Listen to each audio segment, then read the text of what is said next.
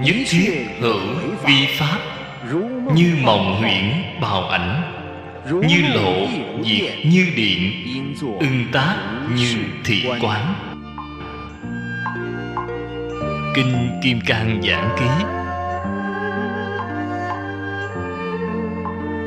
tập 89. Người giảng Lão Pháp Sư Tịnh Không.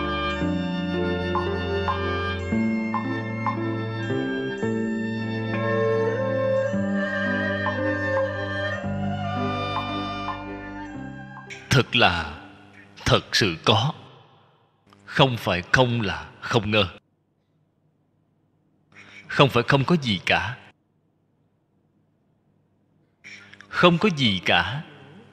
Cái không đó có gì khó hiểu đâu. Ngay cả đứa trẻ vài ba tuổi cũng biết.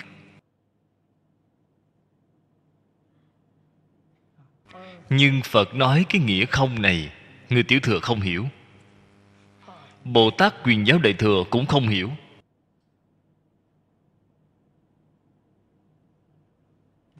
Chúng ta ngày nay ở nơi đây đã hiểu chưa vậy? Dường như hiểu, dường như không hiểu. Chúng ta ngày nay thực sự là ở tình trạng này. Nếu thật sự là hiểu rõ rồi, bạn nhất định vào cảnh giới. Cho nên chúng ta ngày nay dường như hiểu mà không hiểu. Hoàn toàn chưa hiểu rõ triệt để. Tướng là hiển hiện rõ ràng, không phải khô tịch. Cái tướng này hiển hiện như thế nào? Có thể liền có tác dụng. Sự hiển hiện của tướng hôm qua báo cáo với các vị rồi, là hiện tượng của sống. 10 pháp giới y chánh trang nghiêm đều là do cái hiện tượng này biến hiện ra. Nhất chân pháp giới trên quả địa Như Lai, biên độ động của nó thấp nhất.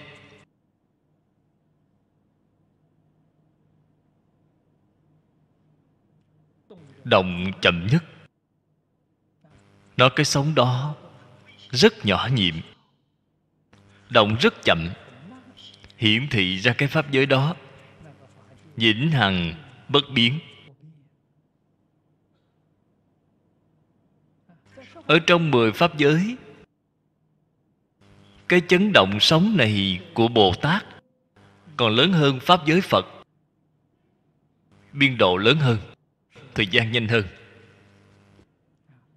Pháp giới thanh văn duyên giác so với pháp giới của Bồ Tát lại còn nhanh hơn, lại còn lớn hơn. Từ đó cho thấy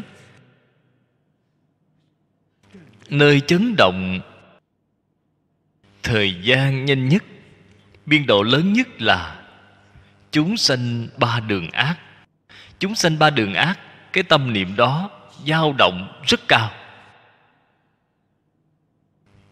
Cái hiện tượng này, nói thật ra bản thân chúng ta nếu bình tĩnh mà quan sát sẽ không khó phát hiện. Không nên quan sát người khác, quan sát chính mình. Bản thân có khi tâm rất bình tĩnh, rất thanh tịnh. Bạn thấy khi khởi ý nghĩ cũng rất vi tế. Nếu như gặp phải hoàn cảnh bên ngoài kích thích, hoặc là sinh tâm hoan hỷ, hoặc là sân hận rồi, bạn thấy chúng ta nói tim nhảy, mạch đập, cái tốc độ đó là nhanh rồi. Biên độ cũng lớn. Từ chỗ này có thể thể nghiệm ra được rất rõ ràng.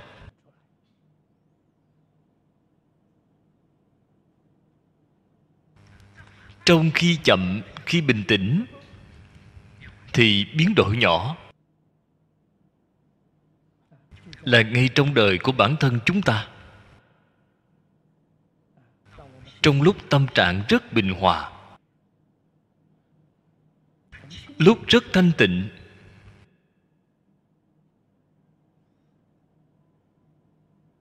Cái biến đổi này là nhỏ, là chậm rồi. Trong khi chúng ta sinh tâm hoan hỷ thì vung tay múa chân lên, hoặc là khi giận dữ tức giận, bạn xem cái biến đổi đó là lớn rồi. Tướng mạo con người đều biến đổi cả. Điều này là chúng ta rất dễ dàng thể nghiệm ra được. Đạo lý nó là như vậy. 10 pháp giới y chánh trang nghiêm cũng cùng một đạo lý.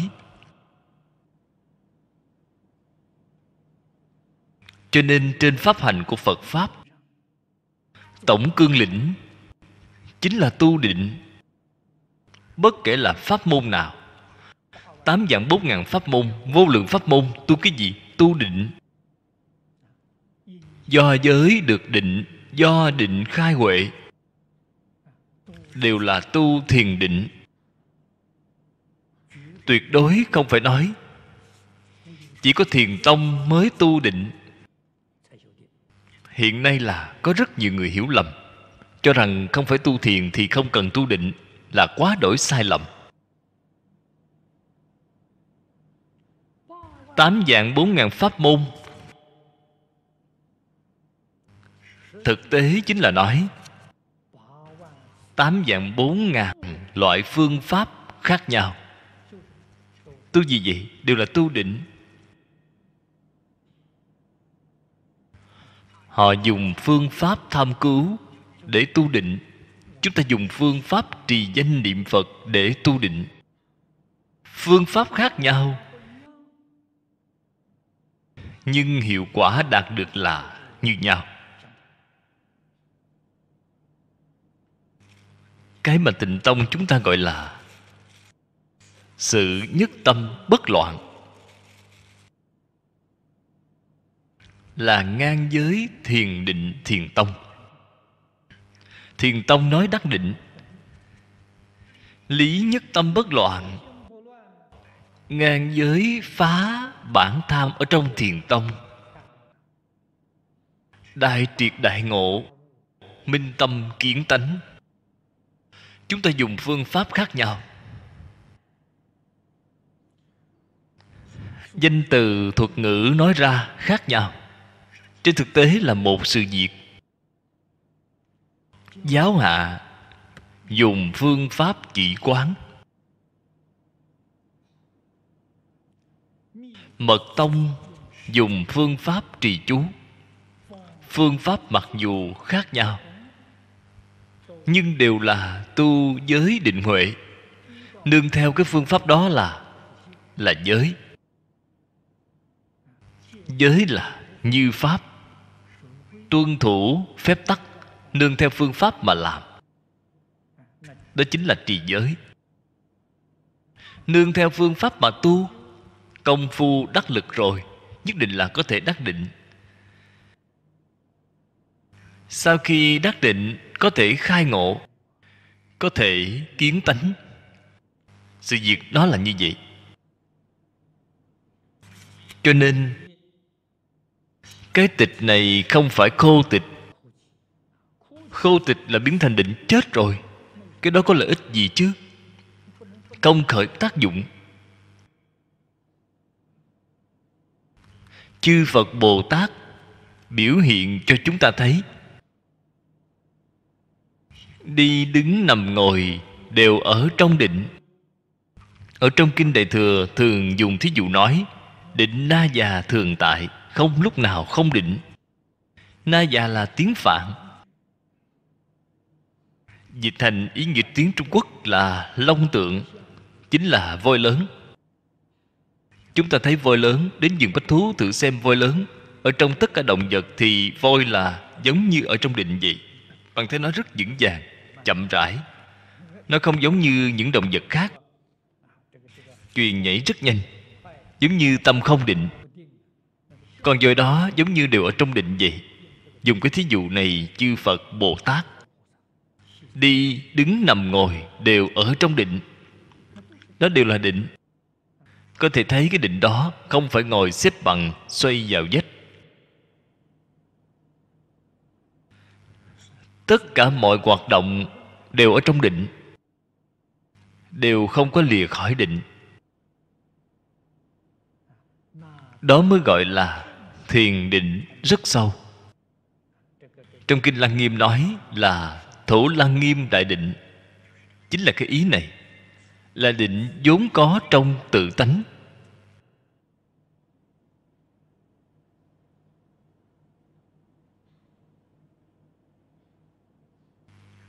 Đây là đổi một cái danh từ, sợ người ta sinh ra hiểu lầm. Thuyết danh vi thật, hiển kỳ diệu khạm tổng trì, thường hằng bất biến, tuy không nhi phi vô giả. Thuyết danh vi tướng, hiển kỳ hồ lai hồ hiện, hán lai hán hiện, tuy tịch nhi thường chiếu giả. Thuyết danh vi thực, cái giải thích này vẫn là có độ sâu tương đối, giải thích hay vô cùng. Đây là giải thích thực tướng. Nói đến thực, hiển thị tường chiếu giả, tự tánh diệu trạm tổng trì. Diệu trạm tổng trì, bất động tôn, cũng là lời trong kinh Lăng Nghiêm. Trạm là thí dụ, giống như nước, rất sạch sẽ, không nhiễm mảy bụi. Từ trên mặt nước có thể nhìn thấy đáy. Đây là nước trong. Vì nghĩa của trạm là thanh tịnh, diệu trạm là thanh tịnh đến cực điểm. Hình dung chân tâm bổn tánh của chúng ta, chính là lời mà lúc Lục Tổ Kiến Tánh nói. Câu đầu tiên Ngài nói là: nào ngờ tự tánh vốn dĩ thanh tịnh, không có ô nhiễm.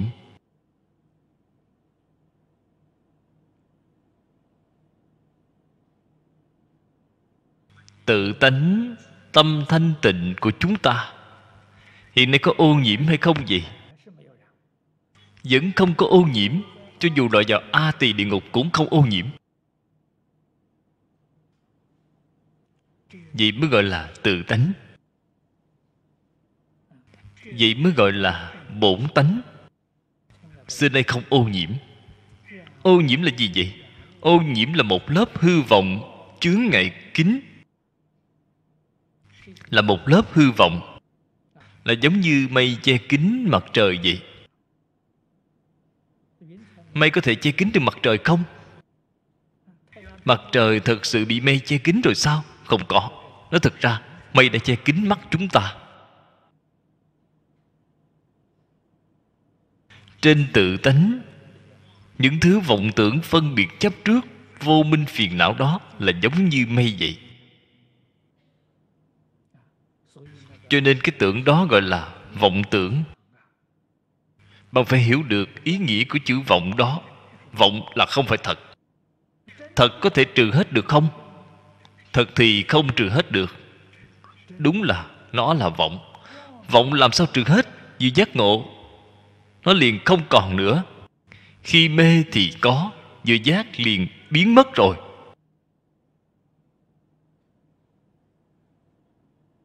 Bát nhã là năng giác. Trí huệ bát nhã vô cùng quan trọng. Tổng trì, ý nghĩa của hai chữ này, chúng ta dùng lời của Lục Tổ Huệ Năng để giải thích mọi người dễ hiểu. Nào ngờ tự tánh vốn tự đầy đủ. Ý nghĩa của tổng trì là đầy đủ. Trong tự tánh tâm thanh tịnh, mọi thứ đều không thiếu.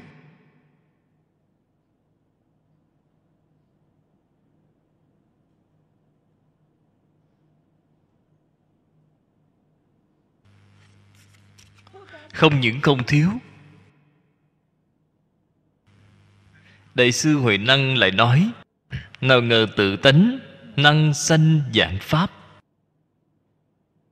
Năng sanh vạn pháp cũng là ý nghĩa của tổng trì.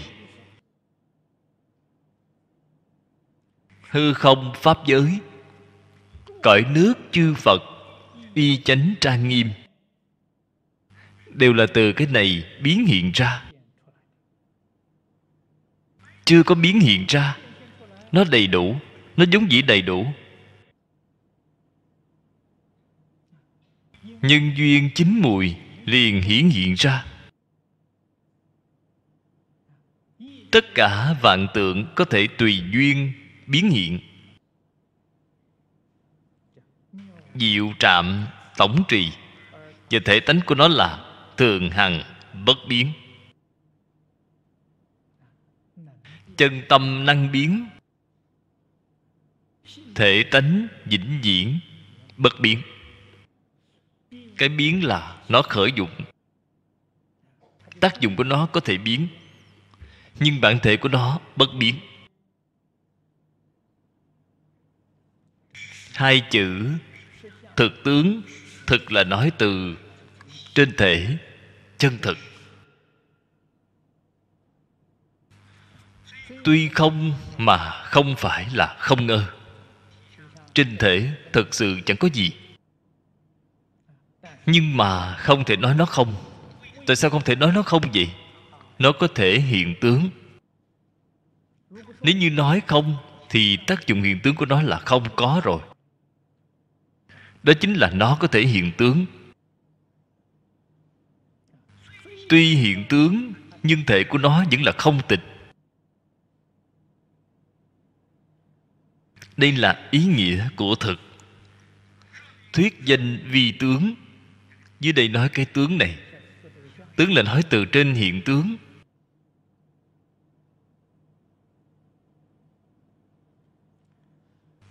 Nếu như từ phần trước, phần trước là trong tâm kinh sắc tức thì không, không tức thì sắc. Sắc chính là tướng, không chính là tánh. Nếu chúng ta dùng hai chữ thực tướng để nói sắc không, thì thực chính là không, tướng chính là sắc. Thuyết danh vi tướng, hiển kỳ hồ lai hồ hiện.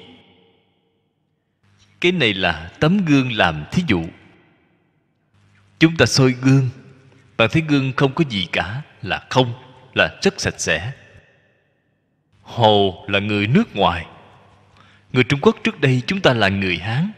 Người nước ngoài đều gọi là người Hồ, đều là những người Hồ. Hồ là người nước ngoài. Người nước ngoài soi gương thì cái gương đó hiện khuôn mặt người nước ngoài. Hán lai Hán hiện. Hán là người Trung Quốc. Người Trung Quốc soi gương thì trong gương hiện khuôn mặt người Trung Quốc. Tuy tịch nhi thường chiếu, gương là rất sạch sẽ, tuyệt đối không bị ô nhiễm. Nó thường chiếu, nó không phải không chiếu. Khi chiếu thì có, khi không chiếu thì không có. Cái này mọi người hiểu. Nếu như khi thể hội sâu hơn một nấc nữa, vốn dĩ như lúc đó đang chiếu cũng không có. Ngay lúc đang chiếu, ở trong gương nào phải có tướng đâu. Nếu như trong gương thật sự có tướng, người chúng ta đi rồi thì cái tướng đó vẫn có. Đó là thật có. Cho nên sau khi người đi rồi thì gương không có tướng. Ngay lúc đang chiếu đã không có tướng rồi. Bạn có thể thể hội được điểm này, thế là bạn đã khai trí huệ rồi.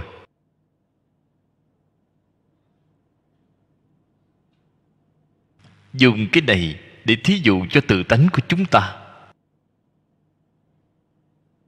Kinh còn có nghĩa là tấm gương. Chúng ta sáng sớm mỗi ngày thức dậy, buổi tối trước khi đi ngủ, đi rửa mặt đều phải soi gương một chút. Chúng ta mở kinh Phật ra.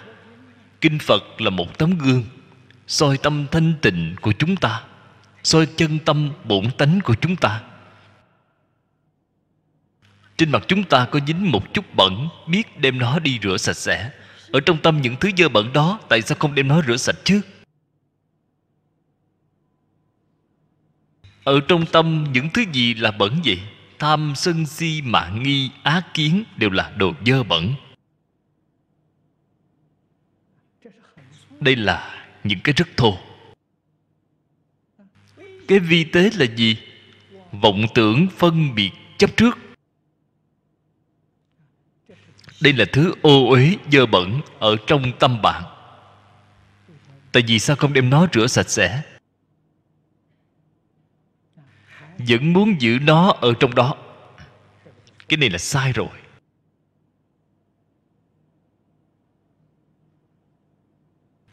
Cho nên trong kinh Phật cũng thường nói: tự tánh tịch mà thường chiếu, chiếu mà thường tịch.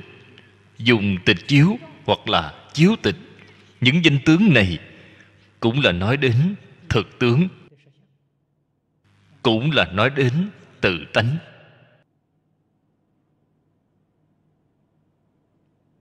Cổ đức thuyết thực tướng, vi vô tướng, vô bất tướng, thử thuyết thâm diệu, cực vi giảng minh.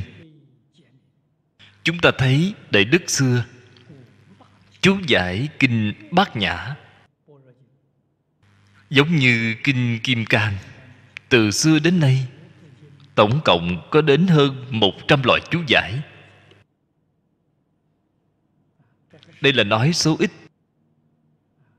Chúng ta xem thấy cổ nhân có cuốn sách tên là Kinh Kim Cang Ngũ Bách Gia chú giải. Có thể thấy người chú giải Kinh Kim Cang rất nhiều.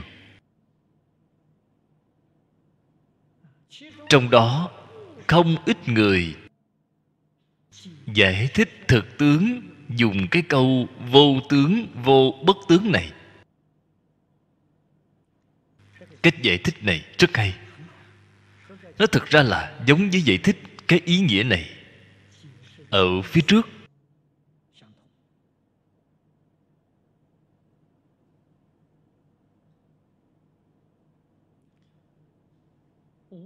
Vô tướng là nói từ trên thể tánh. Vô bất tướng chính là hiện tướng, chính là có tướng, là nói từ trên hiện tướng. Dùng vô tướng để giải thích cái chữ thực này, dùng vô bất tướng để giải thích cái chữ tướng này, là hoàn toàn tương đồng với ý nghĩa mà phần trước nói. Thử thuyết thâm diệu cực vi giảng minh là đơn giản rõ ràng. Tuy đơn giản rõ ràng mà người hiện đại nghe câu nói này không hiểu.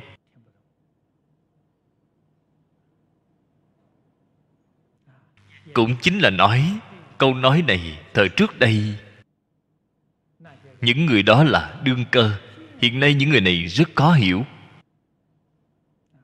Cách nói này rất khó hiểu. Nói xong họ bị mê hoặc rồi. Sao gọi là vô tướng, vô bất tướng vậy?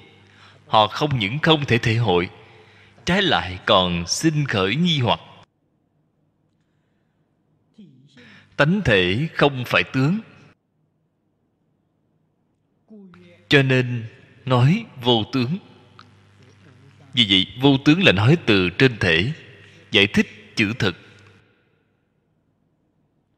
Tuy không phải tướng, mà tất cả tướng đều do duyên khởi mà sanh. Chân như bổn tánh có thể tùy duyên.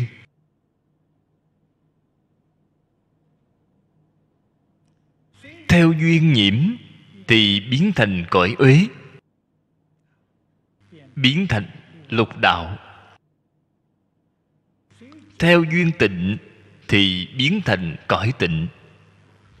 Pháp giới bốn thánh, tứ thánh lục phàm, y chánh trang nghiêm, là do chân tâm bổn tánh tùy duyên biến hiện ra. Cho nên nó là vô bất tướng. Vô tướng, vô bất tướng đúng là tướng trạng chân thực của tánh thể. Vậy mới đem cái hình ảnh chân thật đó của nó miêu tả ra được. Nếu không nói như vậy thì hình ảnh của tánh quả thật không thể nói ra được.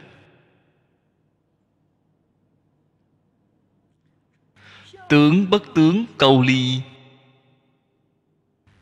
Như Lai tạng chi chân thực tướng trạng, như thị như thị.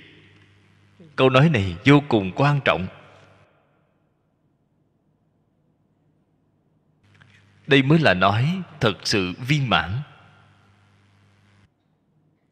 Nói tướng, nói vô tướng, nói vô bất tướng đều không chấp trước. Chúng ta mới thực sự thể hội được nghĩa chân thật của nó. Bạn chấp ở bên vô tướng này là sai rồi. Chấp ở bên vô bất tướng này cũng là sai. Nếu như chấp vô tướng, vô bất tướng vẫn là sai.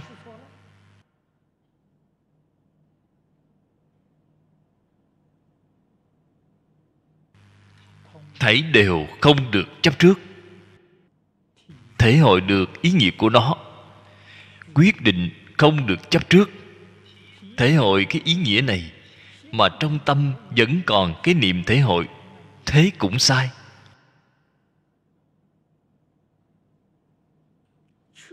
Quả thật sự là phải giống như tấm gương soi đồ vật vậy, không lưu dấu vết gì, rất rõ ràng, rất minh bạch. Bên trong không lưu dấu vết.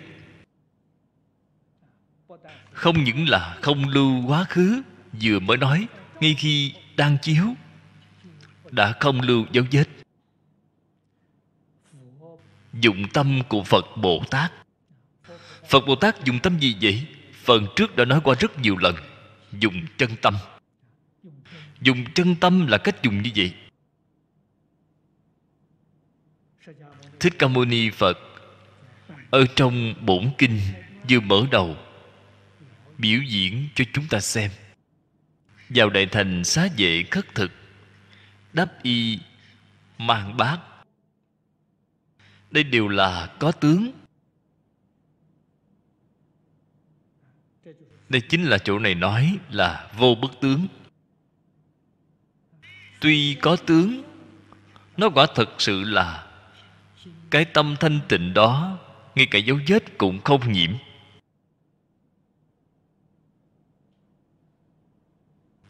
Vậy thì loại đời sống này chính là đời sống của Như Lai và Pháp Thân Đại Sĩ. Đời sống của họ có gì khác với đời sống chúng ta vậy? Mặc y phục như nhau,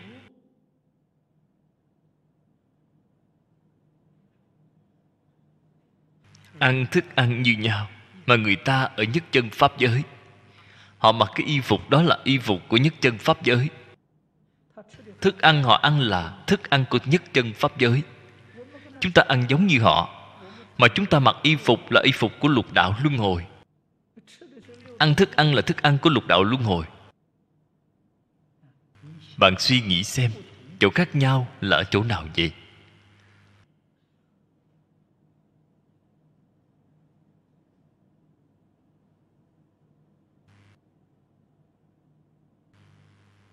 Nếu bạn thật sự được một chút tin tức rồi, bạn sẽ khâm phục năm dốc sát đất đối với Kinh Kim Cang ngay. Mới biết sự tuyệt diệu của Kinh Kim Cang. Kinh văn đơn giản như vậy, hình tượng nghĩa lý sâu như vậy, rộng như vậy, đều hiển lộ, không nghi ngờ. Đây là chỗ đặc sắc của kinh này. Nếu như bạn đã được tin tức thì tướng trạng chân thật của Như Lai bạn đã sáng tỏ rồi, là như thị rồi. Nên biết Phật thuyết Pháp vốn là để phá chấp cho chúng sanh. Đây là mục tiêu chung của tất cả chư Phật Như Lai, chư Bồ Tát, Tổ sư Đại Đức, vì tất cả chúng sanh thuyết pháp.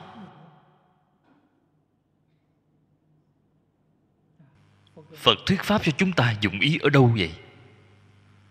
Phá chấp trước mà thôi.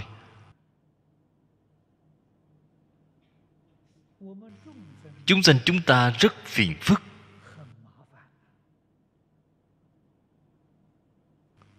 Phật không thuyết pháp còn được, càng thuyết pháp thì chấp trước của chúng ta càng nhiều, càng kiên cố. Bạn nói có tệ hại hay không? Giống như chúng ta chỉ là chấp trước ở pháp thế gian.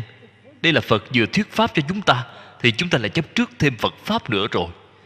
Cho nên Phật than khổ, than oan uổng. Nếu chúng ta chấp trước Phật pháp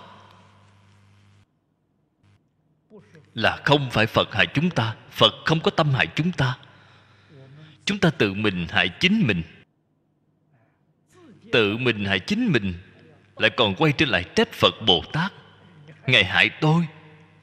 Kỳ thật Phật Bồ Tát không có hại bạn. Bạn tự mình hiểu sai ý nghĩa rồi. Phật nói cái gì bạn chấp trước cái ấy, vậy là tiêu rồi. Hiểu rõ cái đạo lý này, hiểu rõ cái chân tướng sự thật này, chúng ta ở trong Phật Pháp tu học thật sự là thuận buồm xuôi gió. Biết được tất cả mọi Pháp của Phật là phá chấp trước. Nhân thiên tư cố chấp. Chấp trước từ đâu mà khó vậy? Tư tâm. Trong Kinh Kim Cang gọi là tướng ngã. Có ngã liền có tư tâm. Khởi tâm động niệm muốn gì ngã.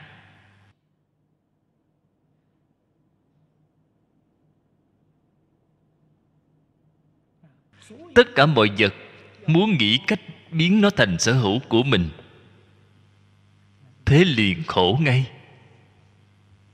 Sở hữu của ta chính là người bình thường chúng ta nói lo được lo mất là sở hữu của ta. Có thật sự bạn có thể sở hữu được không? Giả sử nếu bạn thật sự sở hữu được, thì không những Thích Ca Mâu Ni Phật và tất cả chư Phật Như Lai đều phải bái bạn làm thầy, đều phải làm học trò của bạn rồi. Bạn có tài năng.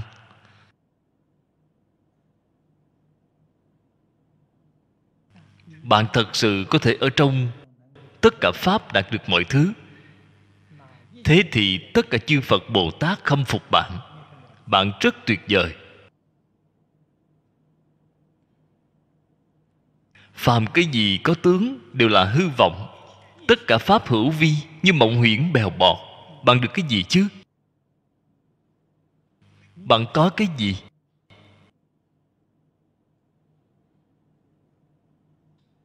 Tôi nghe nói đồng tu ở bên Singapore này, các bạn mua nhà có 99 năm, 999 năm.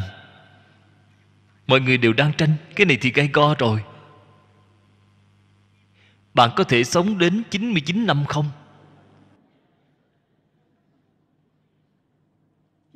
Đã quá dài rồi. Không cần nói 99 năm, thế giới 9 năm sau, bạn có thể nghĩ được sẽ xảy ra thay đổi gì không? Đây đều là khởi vọng tưởng. Vọng tưởng phân biệt chấp trước, ở trong đầu vẫn còn những thứ này. Vậy là hoàn toàn tương phản với bát nhã, là đi ngược lại với đạo.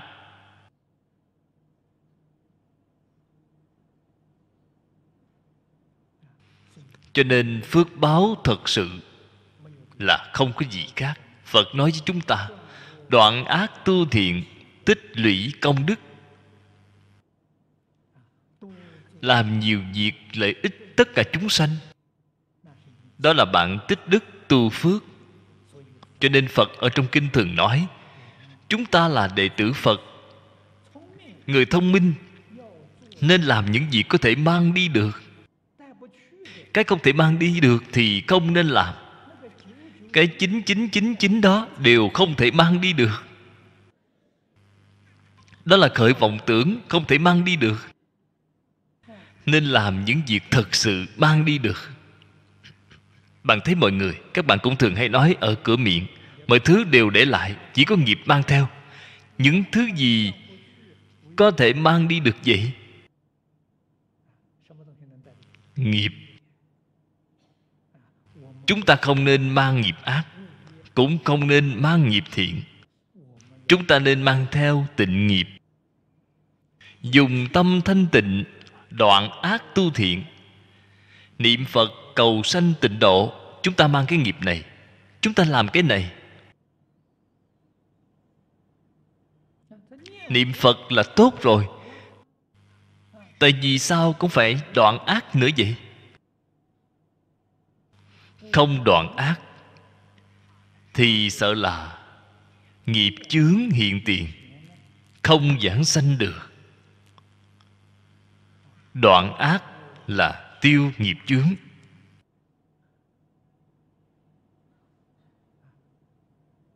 Lúc đi biết rất rõ ràng, biết rất minh bạch, không mê hoặc điên đảo. Đó chính là nghiệp chướng tiêu trừ rồi. Chúng ta đoạn ác là vì cái này. Tu thiện lại là vì cái gì? Tu thiện là vì tất cả chúng sanh kết thiện duyên, kết pháp duyên. Tôi tương lai thành Phật làm Bồ Tát, đến giảng kinh thuyết pháp, họ đều đến nghe, đều đến được độ rồi. Không kết pháp duyên với người ta,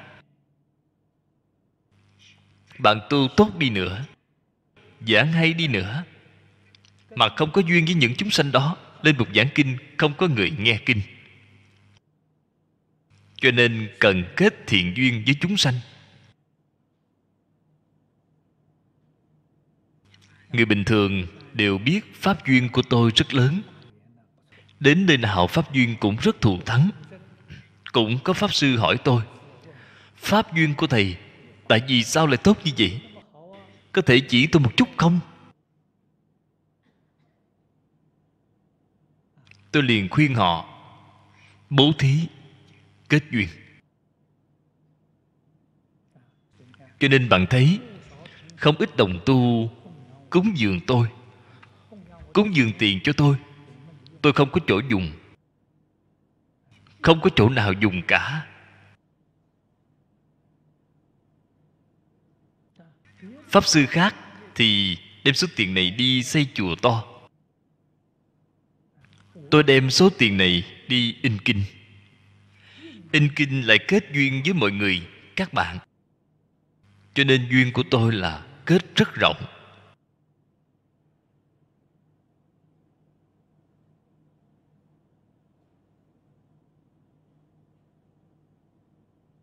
Kết pháp duyên vô cùng quan trọng.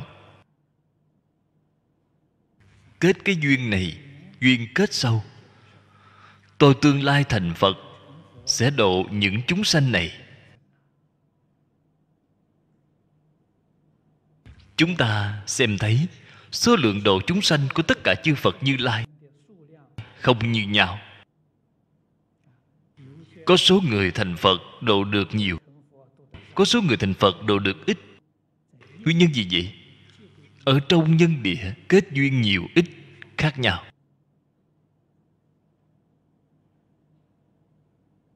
Thành Phật rồi, độ chúng sanh cũng không lìa khỏi nhân duyên. Cái này chính là nhất định phải kết nhiều thiện duyên, kết nhiều pháp duyên. Đây là điều tốt nhất.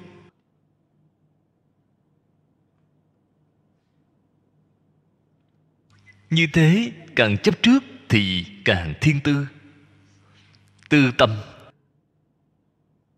Tùy theo vọng tưởng chấp trước là càng ngày càng nghiêm trọng.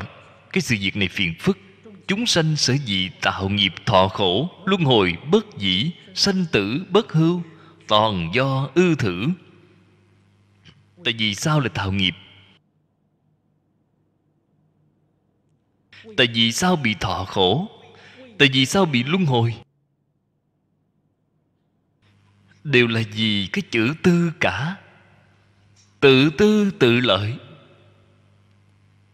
Cái tự tư tự lợi này từ vô lượng kiếp đến nay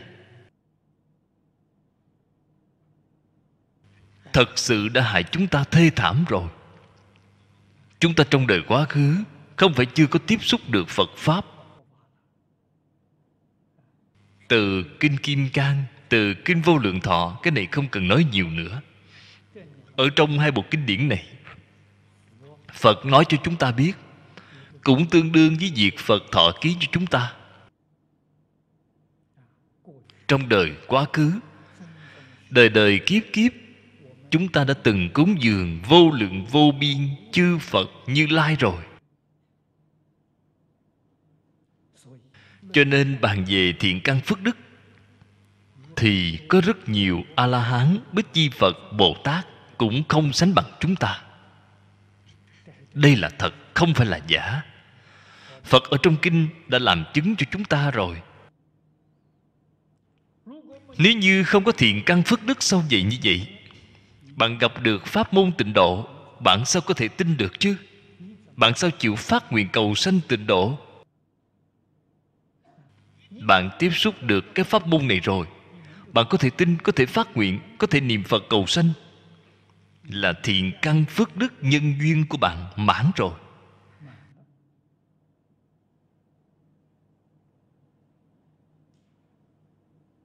Tại vì sao rất nhiều A-la-hán, Bích Chi Phật, Bồ Tát đều không chịu niệm Phật cầu sanh tịnh độ? Nếu như họ bàn về thiện căn phước đức nhân duyên thì không bằng chúng ta. Đây là sự thật. Luận về đoạn phiền não, luận về tu định khai trí huệ thì chúng ta không bằng họ.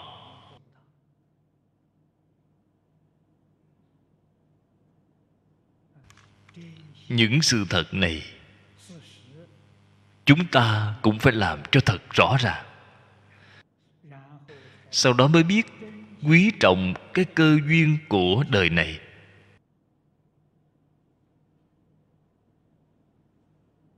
Nếu như đời này vẫn còn tham nghĩ cái thế gian này, mọi thứ giả dối hư vọng này, thế thì chúng ta đời này lại luống qua rồi.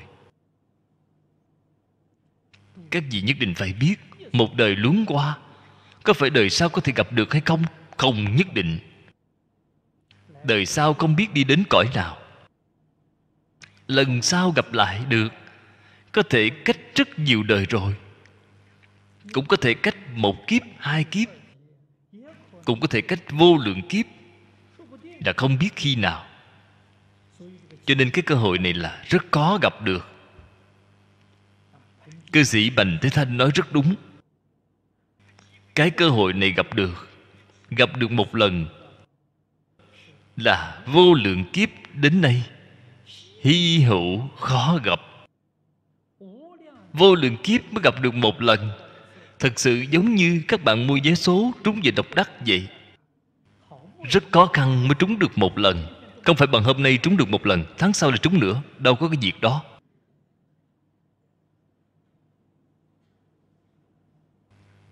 Mới biết cái duyên này quá khó. Khó khăn lắm mới gặp được. Cho nên gặp được rồi nhất định phải quý trọng. Vì thế gian sở dĩ đa phiền não, đa đấu tranh, nể chí sát nhân doanh thành, sát nhân doanh giả, diệt mạt bất do thử. Đây là nói từ phiền não nhỏ đến sát hại lớn, chiến tranh tàn khốc. Phát sinh từ đâu vậy? Đều là từ trong tự tư tự lợi phát sinh ra. Cho nên Thế Tôn ra đời cứu khổ, trước tiên phải phá cái này. Phật Bồ Tát muốn cứu độ tất cả chúng sanh. Bắt đầu cứu từ đâu vậy? Từ đánh thức sự ngu mê của chúng ta. Bắt đầu làm từ lìa bốn tướng, lìa bốn kiến. Triệt để hiểu rõ tướng ngã, tướng nhân, tướng chúng sanh, tướng thọ giả đều là giả. Phàm cái gì có tướng đều là hư vọng. Ngã kiến, nhân kiến, chúng sanh kiến, thọ giả kiến cũng là giả. Tất cả pháp hữu vi như mộng huyễn bèo bọt.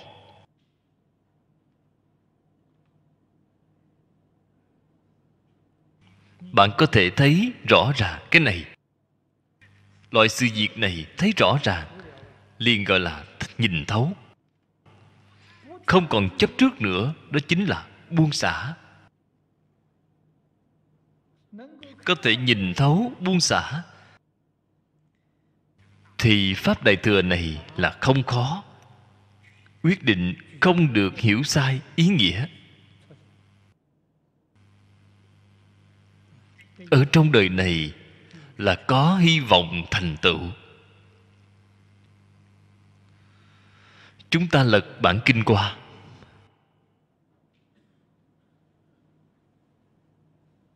Chúng sanh sở dĩ thiên tư thành chấp.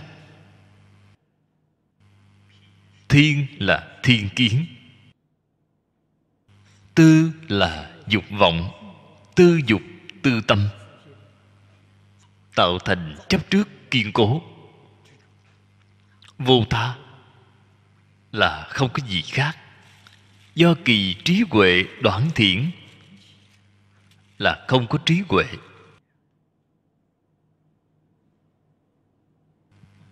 Bất tri thị thiên, bất tri thị chấp là không biết. Họ cho rằng đây là bình thường. Thử nhìn lại người khác, thấy người nào cũng như vậy. Có người nào không tự tư? Có người nào không tự lợi chứ? Người khác đều là như vậy mà. Thế thì ta làm như vậy là không sai rồi.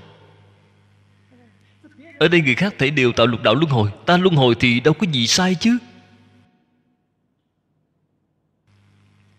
Đều làm cái việc này.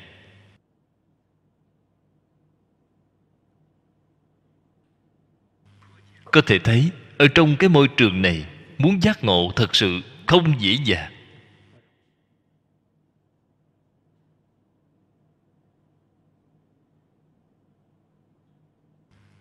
Lại thấy Phật ở trên kinh nói phải đoạn chấp trước, phải đoạn thiên tư.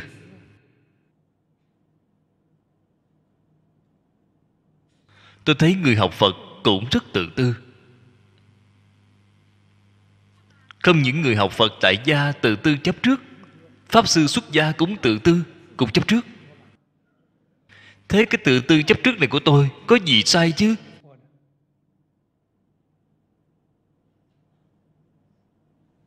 Cho nên người học Phật chân chánh không nên lấy cái này để làm tiêu chuẩn. Lấy cái này làm tiêu chuẩn thì bạn đời này lại luống qua rồi. Bạn nên lấy ai làm tiêu chuẩn vậy? Lấy chư Phật Bồ Tát làm tiêu chuẩn. Thích Ca Mâu Ni Phật là cái tiêu chuẩn rất tốt.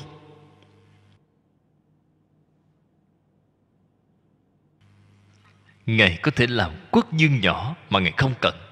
Ngài không làm. Ngài có môi trường sống rất tốt cho cuộc sống, Ngài không cần. Ngài đi ra ngoài trì bát. Ngài sống khổ như vậy, mọi thứ đều xả sạch rồi. Thế Tôn đã làm gương cho chúng ta. Nói được, làm được.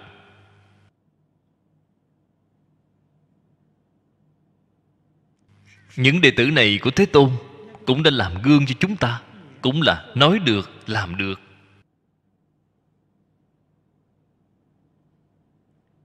Thử nhìn lại chúng ta hiện nay, cũng có một số cao tăng đại đức, họ cũng là nói được làm được.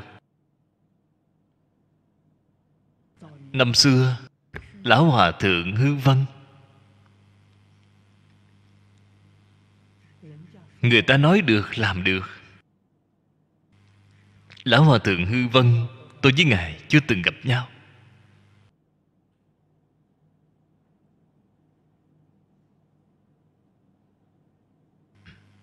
Tôi đã xem rất nhiều hình ảnh của Ngài, là không có phát hiện một bức hình nào trên y phục Ngài mặc mà không có khâu vá, không hề tìm thấy. Tôi đều chú ý trên hình ảnh, trên y phục của Ngài có giá hay không. Tôi không có nhìn thấy có tấm hình nào trên y phục Ngài mà không có giá. Ngài lẽ nào không thể mặc một bộ y phục đẹp hay sao? Tín đồ đệ tử quy y đó của Ngài quá nhiều, quá nhiều. Ngay cả quốc vương hoàng hậu của Thái Lan cũng quy y Ngài, đều làm đệ tử của Ngài. Cái cúng dường phong phú đó, có thể nói không có một người xuất gia nào có thể sánh bằng. Tại vì sao Ngài không đổi một bộ y phục đẹp để mặc, vẫn là mặc cái y phục cũ khâu giá của Ngài? Số tiền đó của Ngài đi đâu rồi? Chúng ta xem trong truyện ký của Ngài, xem trong niên phổ của Ngài mới biết, thấy đều đem đi tu bổ chùa chiền rồi. Rất nhiều chùa chiền ở Trung Quốc đại lục, Ngài xây dựng chùa chiền. Khi chùa chiền bị hư hỏng, Ngài đi tu bổ lại. Chùa chiền tu bổ xong rồi, Ngài lại không ở. Ngài đi tìm một người tu hành thật khá, tìm một vị pháp sư giao lại cho họ. Bản thân ông thì đi rồi. Vậy là Ngài xong việc rồi. Thật sự buông xả được, thật sự thấy rõ rồi. Cả đời Lão Hòa Thượng Hư Vân có bao nhiêu chùa chiền vậy? Chúng tôi không thể tính đếm được. Ngay một cái cũng không có.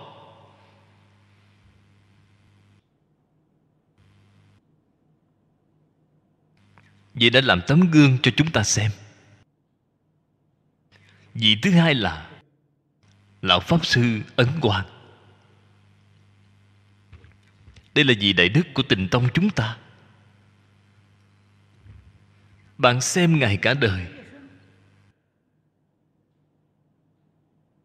quần áo Ngài mặc, thức ăn Ngài ăn là hoàn toàn giống như thường trụ, không có đặc biệt thêm thức ăn cho Ngài. Ngài không có bếp riêng. Đây là tấm gương của chúng ta. Chúng ta xem những tấm gương này thì đúng rồi, không nên xem những hình ảnh khác.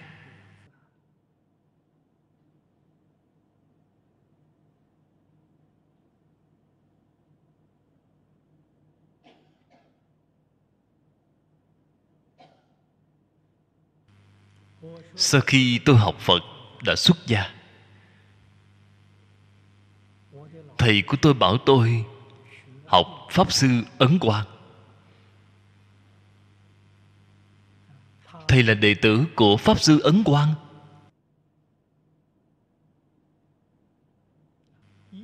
Lấy Pháp Sư Ấn Quang làm tấm gương, làm điển hình, học tập theo Ngài, học giống y như Ngài là thành công rồi.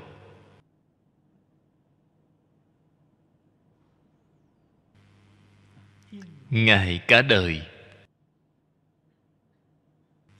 cúng dường có được. Ngài không giống như Lão Hòa Thượng Hư Vân. Lão Hòa Thượng Hư Vân là dấn thân vào làm phần cứng, kiến thiết xây chùa. Còn Lão Pháp Sư Ấn của chúng ta là làm phần mềm. Ngài in kinh. Ngài đã xây một cái Hoàng Hóa xã ở trong chùa Báo Quốc Tô Châu, chính là chúng ta bình thường gọi là phòng phát hành kinh Phật. Tất cả cúng dường của 10 phương đều đem làm kinh phí cho Hoằng Hóa xã. In kinh, bố thí, lưu hành trong và ngoài nước. Ngài làm cái công việc này. Thời gian gần đây, chùa Bó Quốc, chính phủ hoàn trả lại cho Phật giáo. Pháp Sư An Thượng ở đó làm cái công việc này. Tôi hy vọng Hoằng Hóa xã có thể khôi phục. Vẫn dùng Hoằng Hóa xã, bản hiệu cũ, tên hiệu cũ không nên thay đổi. Nhưng mà nghiệp vụ phải mở rộng. Lão Pháp Sư trước đây chỉ là in kinh. Chúng ta hiện nay không những phải in kinh, phải làm băng ghi âm, làm băng ghi hình, làm đĩa CD, đem sự nghiệp của Ngài phát huy mạnh mẽ thêm. Phổ độ lợi ích tất cả chúng sanh. Chúng ta phải làm cái sự việc này.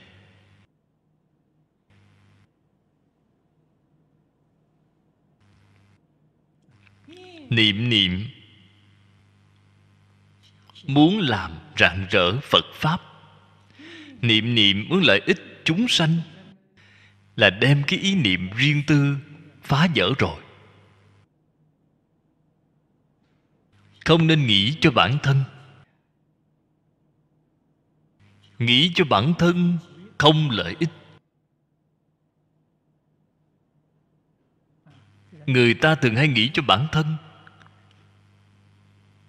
đem bản thân nghĩ già rồi, nghĩ bệnh rồi, nghĩ chết mất rồi.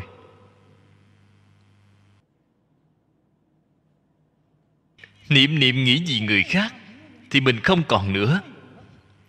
Mình không còn nữa thì ai già, ai bệnh, ai chết đều không có. Già bệnh chết đều không có. Mình không có rồi. Bởi vì có ngã mới có sanh già bệnh chết.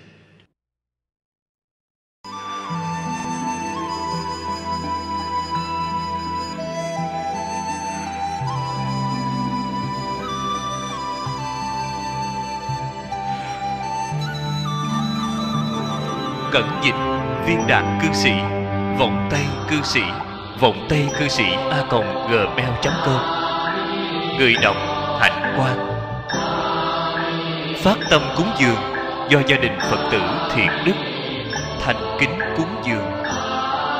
Nguyện cả thảy chúng sanh đều tín niệm Di Đà, đồng cầu sanh về nước Cực Lạc. Nguyện đem công đức này trang nghiêm cõi nước Phật, trên đền 4 ơn nặng, dưới cứu khổ 3 đường. Nếu có ai thấy nghe đều phát tâm Bồ Đề, hết một báo thân này đồng sanh về nước Cực Lạc. Nam mô A Di Đà Phật.